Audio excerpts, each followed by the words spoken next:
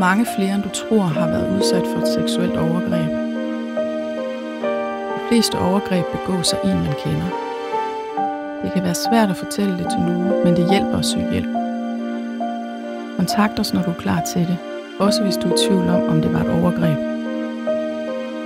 Nogle ting er svære at sige.